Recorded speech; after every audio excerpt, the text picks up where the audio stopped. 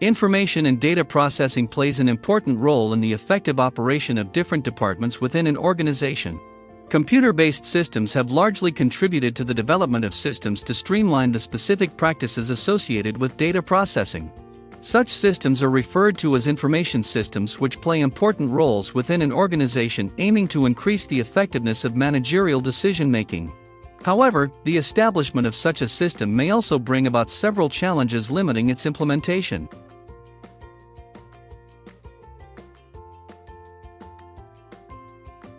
These challenges can bring about potential risks substantially affecting an organization's effective performance. The risks associated with the business and information system establishes a driving force towards risk management. Accordingly, risk management practices are widely developed in order to mitigate the associated risk effects and increase the efficient performance of information systems within an organization. We will try to provide a specific framework to implement risk management with information systems in this video. There have been various attempts to provide a generally accepted and unified definition of risk, but none have been widely agreed upon.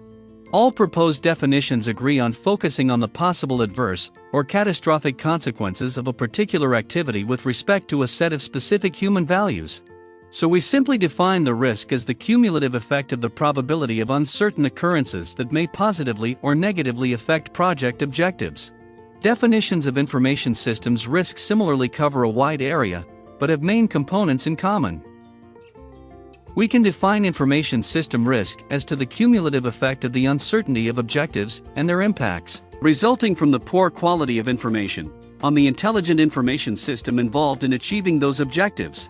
The information system's associated risks can be revealed in one or several fields, which are amplified with specific risk factors. These can be classified into 10 groups, including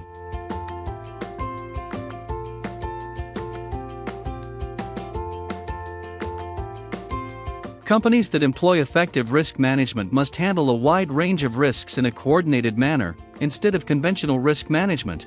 Risk is inherently characterized by three specific principles of first, being partially unknown, second being variable over a time period, and third being altered by human actions.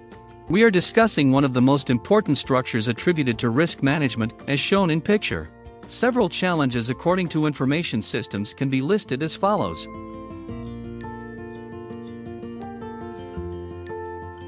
The first step in this process is risk management planning, in which the main goals and criteria of the risk management actions are specified. A series of strict plans are responsible for guiding the projects, through which the projects are provided with rationale processes to aid in their execution. The risk management plan should also be part of a guiding plan, which would provide the latest result or status of the risk management planning process. Different organizations pursue different ways of approaching the content of risk management plans. In this scheme, risk management planning is the struggle to bring the risk policies, procedures of the organization, and practices into a consistent whole by which the nature of project risk is addressed. Risk identification is an essential step in every risk management process. This refers to an organized approach to find real risks and identify explicit situations and events that may impact specified aims and activities associated with the project. Risk assessment and risk management can only be performed after providing a clear vision of the risks, hazards, and opportunities. To assess risks within an organization, it is critical to collect all potential risk sources. Such information includes those associated with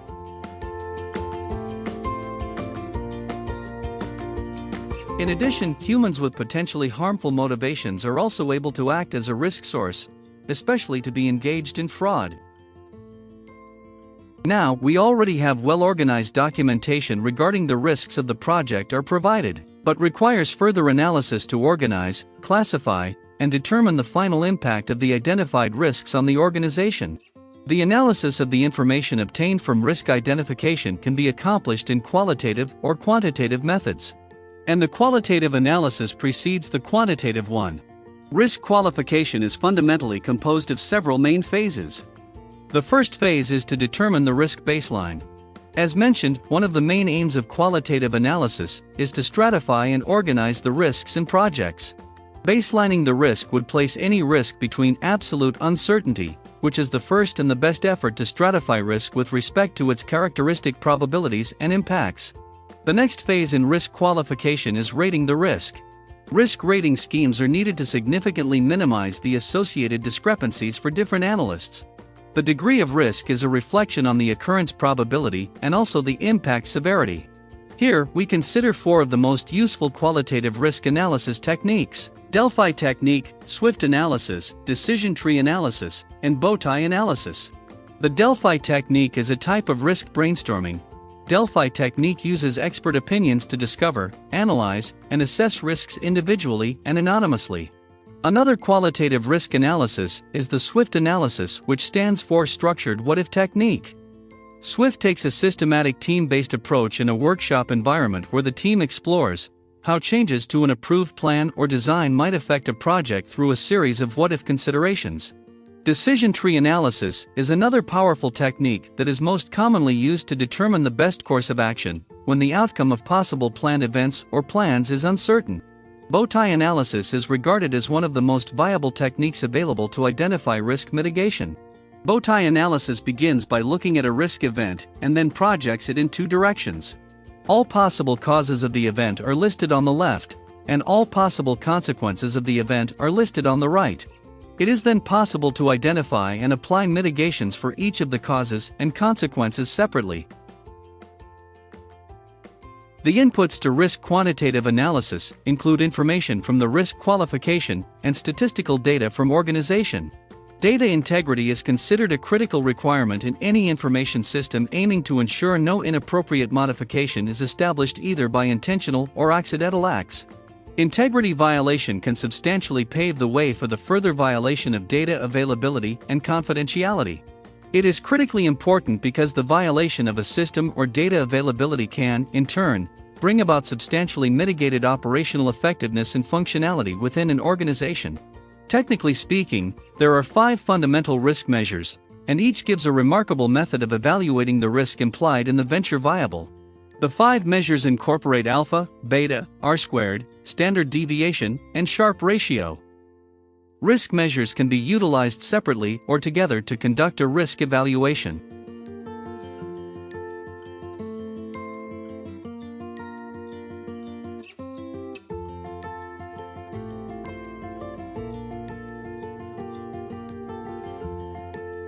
Throughout the risk management process, developing a risk response is critically important. One of the potentially important practices that an organization can engage in through avoiding further risk occurrence is identity management and access control. Identity management and access control can strictly control accessibility to organizational resources to ensure the security of data and systems. Through these practices, the user's identities are clearly verified prior to giving them the right level of access to data and information. Identities are referred to as sets of unique attributes which differentiate a user from other users, and are majorly manifested as security numbers. After users register within the company, specific attributes assigned to them are collected and established within the database. These associated attributes are key factors in determining the power of a user and its flexibility within an organization. After managing and specifying the identities, they are fully established through authentication. After the establishment of an identity, an access control decision should be pursued. In this step, the evaluation and decision over the delivered attributes are accomplished, and the access level of the user is specified. Identity management is concerned with controlling and regulating the user attributes, while access control is concerned with evaluating the associated attributes according to the policies and further engaging in final decisions. Single sign-on is an authentication scheme enabling the user to log in once and access the organization resources just via a single identity and password. In an attempt toward providing more security, the single sign-on scheme can be further integrated with other approaches such as adaptive multi-factor authentication. In this method, additional factors are required during the authentication process, aiming to eliminate the risks associated with single identity authentication. Managing risks is tightly involved with policy analysis. Each company or business is highly threatened by unpredicted business interruptions and associated challenges. Accordingly, it is critically important to set specific rules and policies to help to be completely immune against potential crises. Digitalization also plays a crucial role in the continuity of an organization. The potential to treat and prevent risk, to be receptive to new ideas, and to adopt digitalization to improve efficiency and performance within the organization are all directly related to business continuity. Business continuity refers to the maintenance of unhindered availability and accessibility of all chief resources required for a business to act appropriately day in, day out. A process of establishing a system of prevention and recovery from threatening interruptions is simply referred to as business continuity planning. The associated business continuity plan is an outcome of the business continuity management process.